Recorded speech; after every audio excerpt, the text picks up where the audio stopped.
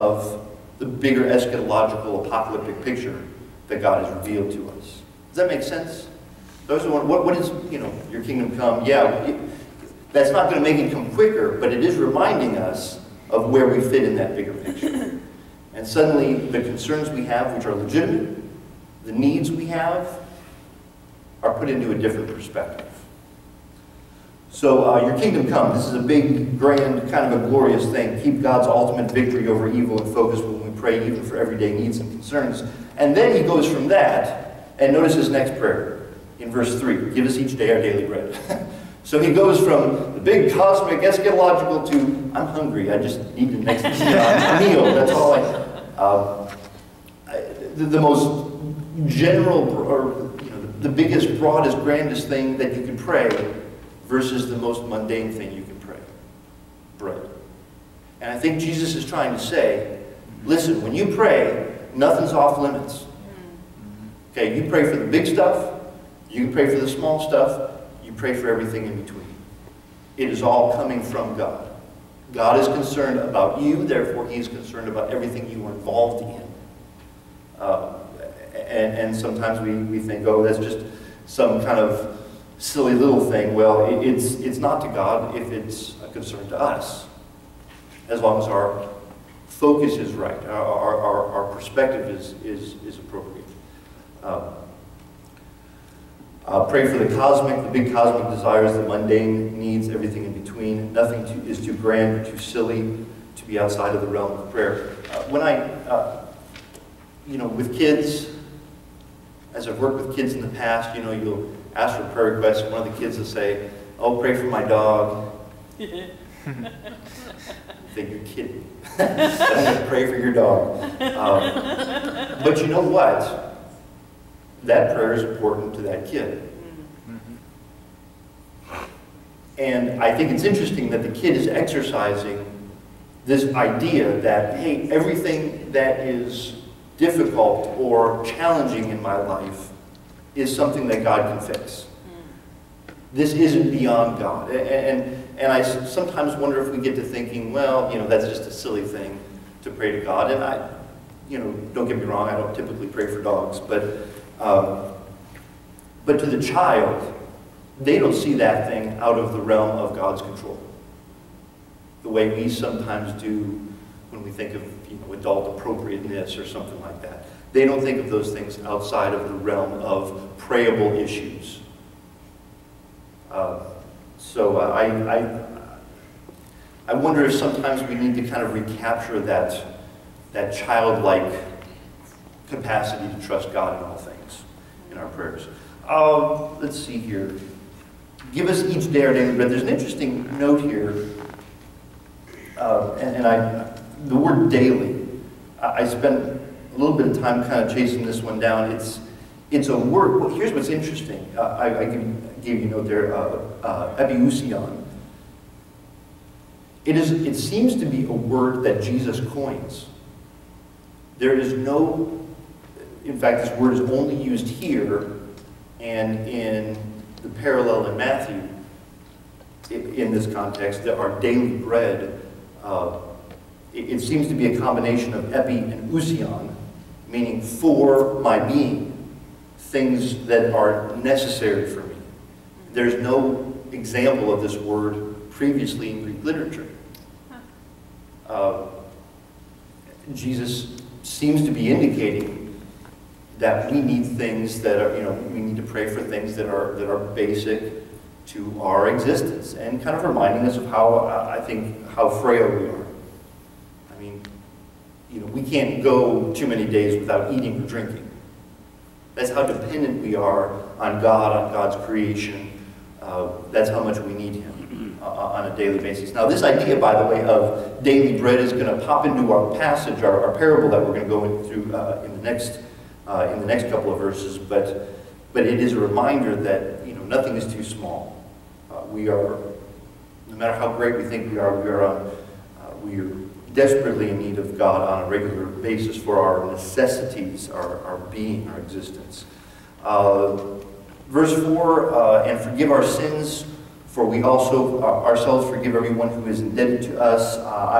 there's a lot here, but I just kind of want to summarize this by saying there should be a free flow of forgiveness in our lives. We should ask for forgiveness freely. We should offer forgiveness freely. Now, there are other parables that we'll look at where you have where the one servant is forgiven a debt, and he goes around and goes over and demands a debt from to be paid from someone who owes him. And Jesus is basically saying that idea is completely incompatible with a disciple, a kingdom-minded Christian. If we have been forgiven as tremendously and richly as we have been from God, we should be very free with forgiveness to other people. This is the way things should be. There should be for the believer a free flow of forgiveness. And then he says, the last phrase here, lead us not into temptation. It's kind of an interesting idea. I mean, why would God lead us into temptation? I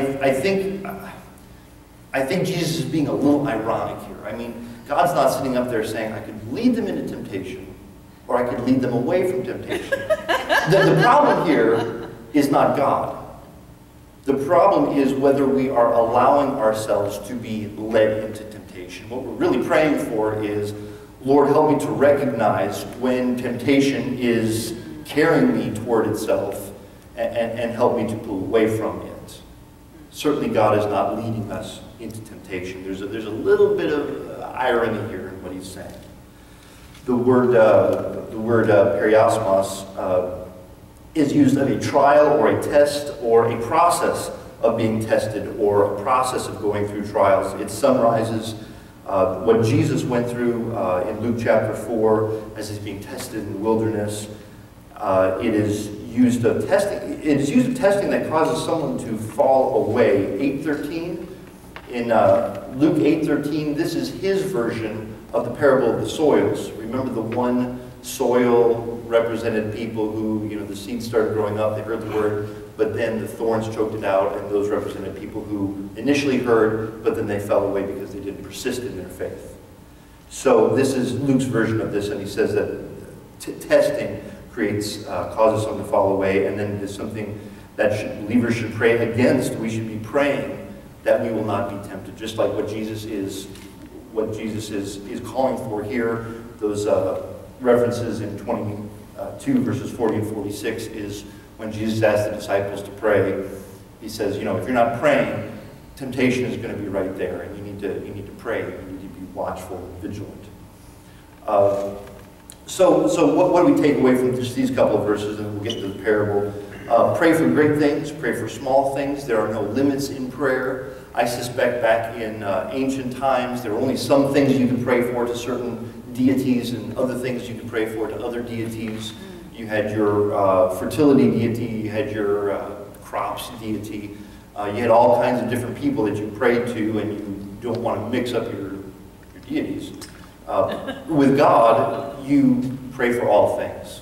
You don't have to be ashamed of praying for something too small, and certainly praying for the big things helps us to realign our focus properly.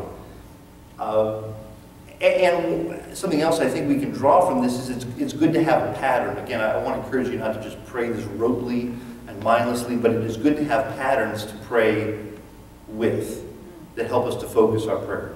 My mind is always, I close my eyes and start to pray, and I'm thinking about all kinds of other things. So if you have, sometimes you use a prayer book, sometimes you use the hymnal, sometimes you use, I don't know if you've heard of acts, adoration, confession, thanksgiving, supplication.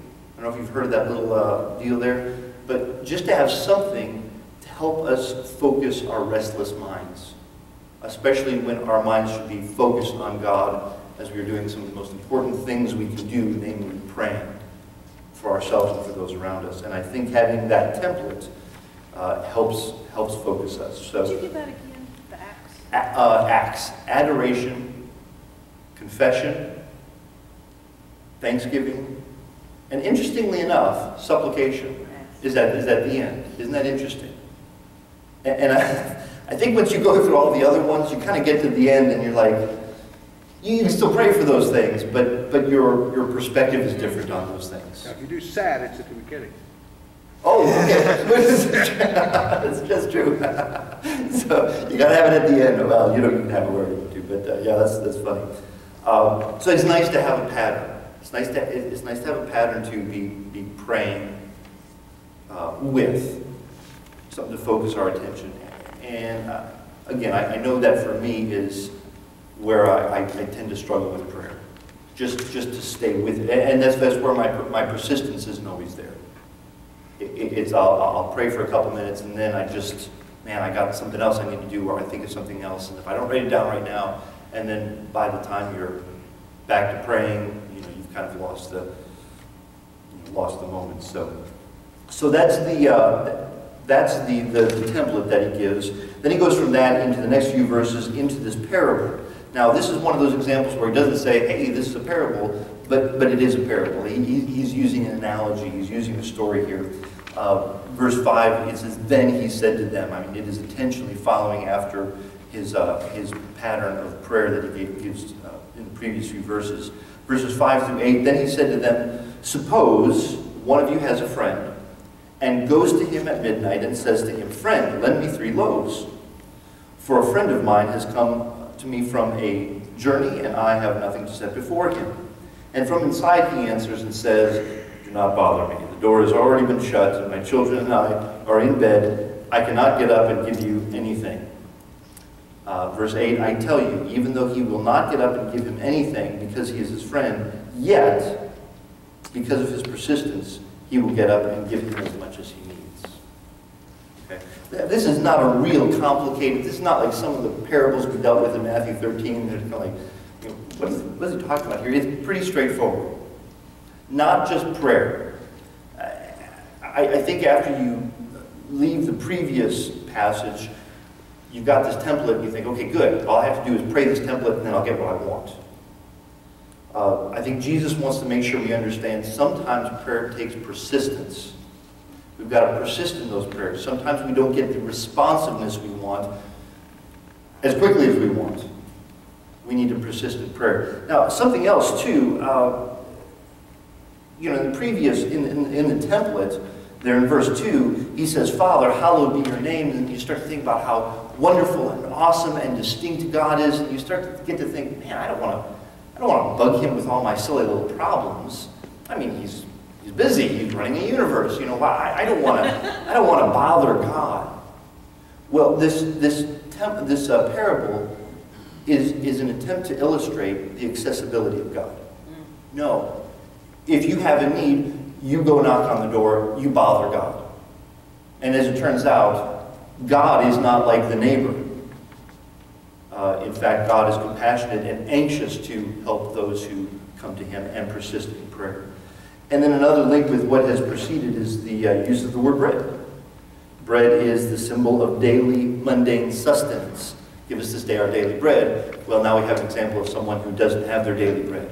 What do? They need to go ask for daily bread. So let's kind of go through this this step by step. Interestingly enough, in verse 5, he says, suppose one of you has a friend and goes to him at midnight and says to him, friend. So there's a lot of, this word friend is kind of going around. There are, we're not just talking about strangers here. We're talking about people who should be responding to one another. A friend who's come in and visited the host. The host goes to his neighbor and he calls his neighbor friend. He's appealing to the relationship that he has with this neighbor. The host has a need. The neighbor hopefully has enough provision to help him at his time of need. The host appeals to the relationship that the two have between them. Interestingly enough, too, and I'll give you a little note about this, just because I thought this was kind of funny. Midnight, mesonuktion, mesonuktiu, actually, middle of the night. Meso, middle, as in, it's just a kind of a prefix for something that's in the middle. It's in the middle of the night. Now, what's interesting is in some of these other verses that I give you, midnight, or the middle of the night, is when unexpected things happen. Sometimes good, sometimes bad. These are these examples here. These are the only 4 places that this word is used in. There's always something, Mark 13:35, it is It is, the master might come back at evening, he might come back in the middle of the night. Something unexpected might happen, and an act